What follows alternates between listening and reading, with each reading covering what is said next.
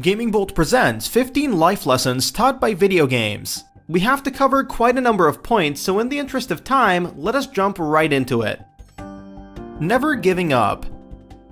As in life, video games can present many frustrations. There may be a boss whose patterns you've figured out but still can't beat. There may be that one mission in every Call of Duty. For us, it's that damn Nightmares mode in Black Ops 3, which you beat your head against again and again. But at the end of the day, you never give up and never give in, even when everything seems lost. Teamwork. It's one thing to team up with your friends in an average battle of wits. It's another thing altogether to cooperate to stop an alien king from destroying the universe. As bad as Destiny can be, it does help band players together to win. Well, except for Crota's End, which is a case of, if you want something done right, you should just do it yourself, and carry a Gjallarhorn. How to deal with failure. Life isn't just about being successful. Oftentimes, you get dealt a bad hand and have to make the best of the situation. Many times you'll fail again and again before finally succeeding, like in Dark Souls, where you have to devise new ways to survive while navigating back to your fallen souls.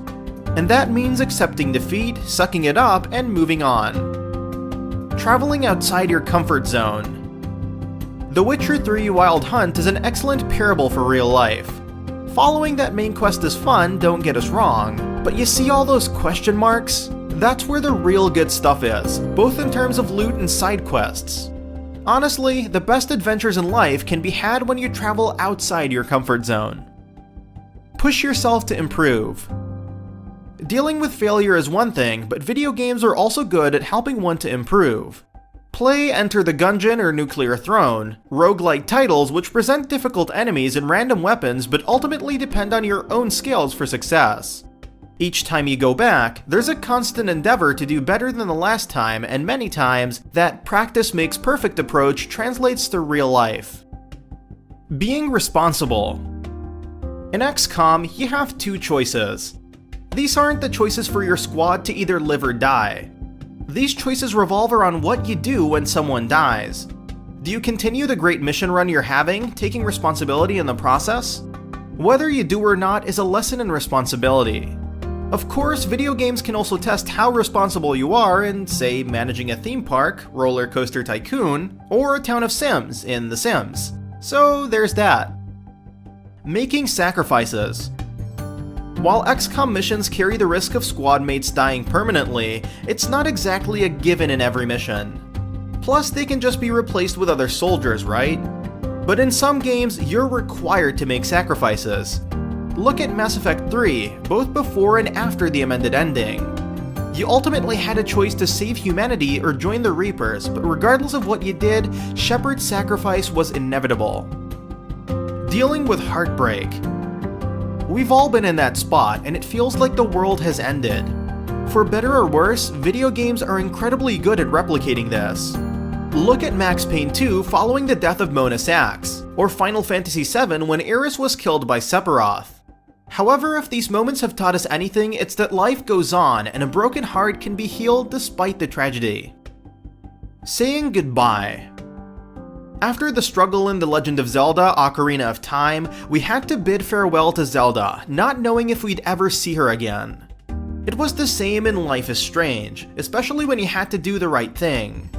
Both games taught us that even if we have to say goodbye, you shouldn't remember the future you'll have without that person. You should remember the good times you had in the past and treasure these moments. Managing expectations. Looking for that high-end or exotic drop from that raid? Farming measly little Pokemon hoping to come across that one you were searching for? Scanning through those patch notes and wishing your favorite class didn't get nerfed? If nothing else, video games have taught us how to manage expectations. You're not always going to get what you want, so enjoy the ride. Keep high standards, but don't be unreasonable towards yourself. Hoping for the best. Video games are pretty good at crushing our hopes and dreams. It's just the nature of the industry which, like any other, doesn't just run off good intentions, and hype doesn't always mean a great game. However, it doesn't mean you shouldn't hope for the best. Grandia 2's ending made it seem like there would be nothing but pain and suffering, but everything worked out. Ditto for Saints Row 4, and the entire Earth had been wiped out at that point. It may not lead to the best result, but that doesn't mean you can't hope for the best. Planning for the future. You could use all those potions now, but what if you need them for the future? One could theoretically equip that sweet piece of gear for maximum attack to feel better about themselves, or they could start synchronizing gear sets, running bounties, and crafting better equipment in Diablo 3 to beat the greater rifts. There's nothing wrong with enjoying what you've got, but sometimes planning for the future can be even more rewarding. Basic math. Ask anyone who's had to calculate their DPS for an MMO or manage equipment in an RPG. Even if you'll never use trigonometry or calculus, video games have taught us the importance of basic arithmetic. How much are you going to hurt someone? What's the percentage of being able to hurt them more? Math can be fun in that respect, and it'll help you better calculate your bills in real life. Respecting different views. Maybe Piper thinks being a good citizen means being nosy and annoying to everyone around her. Perhaps Ada shouldn't feel bad about her caravan being destroyed and not being able to save her friends. That doesn't mean they're crazy or terrible people, it just means they carry different views. Trust us, you have a lot worse to worry about in Fallout 4. The same goes for Mass Effect. Liara treats her gender as a moot point, Jack believes in emoting through rage, and Thane has no hang-ups about dying. Respecting other people's views can go a long way in both video games and life. Setting goals. In video games as in real life, you'll never get anywhere without a goal in mind.